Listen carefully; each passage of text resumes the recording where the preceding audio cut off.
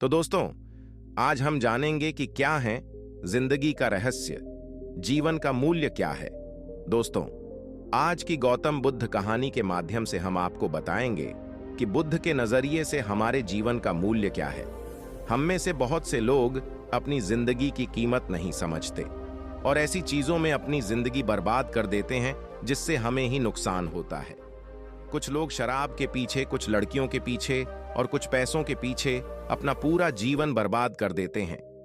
आज की बुद्ध कथा के माध्यम से आपको पता चलेगा कि हमारा जीवन कितना अनमोल है और हमें अपना यह अनमोल जीवन कैसे जीना चाहिए। एक समय की बात है, गौतम बुद्ध अपने शिष्यों को जीवन से जुड़ी अच्छी और बुरी बातों का ज्ञान दे रहे थे। सभी शिष्य बड़े ध्यान से उनकी बात सुन रहे थे। उन सभी में एक शिष्य ऐसा भी था जिसे प्रश्न पूछने की आदत थी। वह उठकर गौतम बुद्ध के पास गया और उनसे बोला, आप हमें जीवन के बारे में जो कुछ भी सिखा रहे हैं उसका क्या फायदा, क्योंकि हम में से कई बच्चे तो यह भी नहीं जानते कि हमारे जीवन का मूल्य क्या है और यह जीवन कितना कीमती है, हमारे लिए है। पहले कृपया हमें बताएं कि इस जीवन का मूल्य क्या है। बुद्ध ने अपने शिष्य की बात सुनकर अपने कमरे में जाकर पत्थर का एक चमकता हुआ टुकड़ा ले आया। मैं तुम्हें इस जीवन का मूल्य तब बताऊंगा जब तुम्हें इस पत्थर का सही मूल्य पता चलेगा, उन्होंने कहा और टुकड़ा अपने शिष्य को दे दिया। आप भी इस पत्थर के टुकड़े को किसी को नहीं बेचें।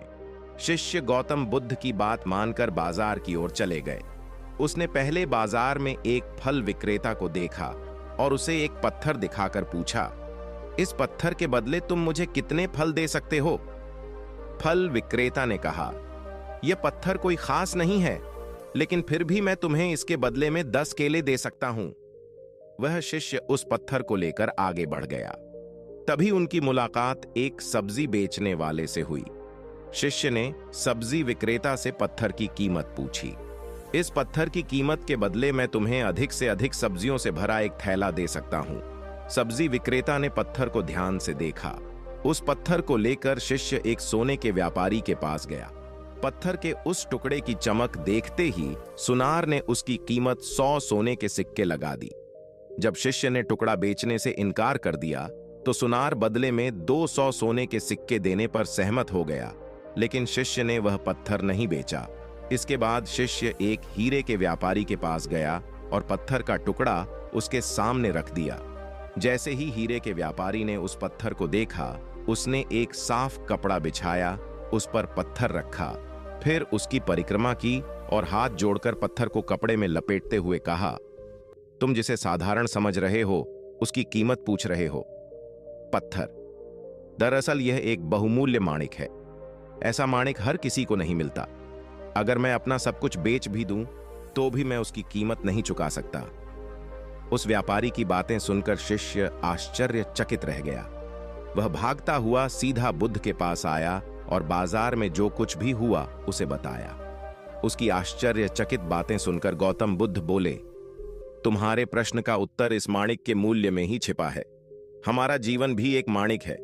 माणिक की तरह यह भी अनमोल है, लेकिन हम इस बात को हमेशा नजरअंदाज कर देते हैं और अपने जीवन की कीमत नहीं समझते हैं। हम दूसरों को देखकर और उनके जैसा जीने की कोशिश करके अपने जीवन का मूल्य कम कर देते हैं। हम सोचते हैं कि हमारे जीवन का मूल्य वही है जो दूसरे हमें बताते हैं, लेकिन हमेशा याद रखें कि दूसरा व्यक्ति आपको अपनी स्थिति, बुद्धि और समझ के अनुसार महत्व देता है। जीवन केवल एक बार मिलता है, इसलिए इसे बर्बाद मत करो।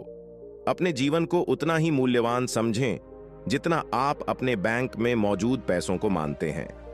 आज के समय में लोग प्यार, पैसा और दिखावा जैसी चीजों को अपनी जान से भी ज्यादा कीमती मानते हैं। लोग प्यार की वजह से आत्महत्या कर लेते हैं। पैसे के नाम पर वो ऐसे काम करने लगते हैं जिससे उनकी जिंदगी बर्बाद हो जाती है। नाम कमाने के नाम पर वो गलत काम करने लगते हैं। हमेशा याद रखें कि दिखावा करना जरूरी नहीं है। प्यार दोबारा पाया जा सकता है, पैसा दोबारा कमाया जा सकता है, लेकिन जिंदगी दोबारा नहीं पाई जा सकती। इसलिए अपना अनमोल जीवन अच्छे से जिएं।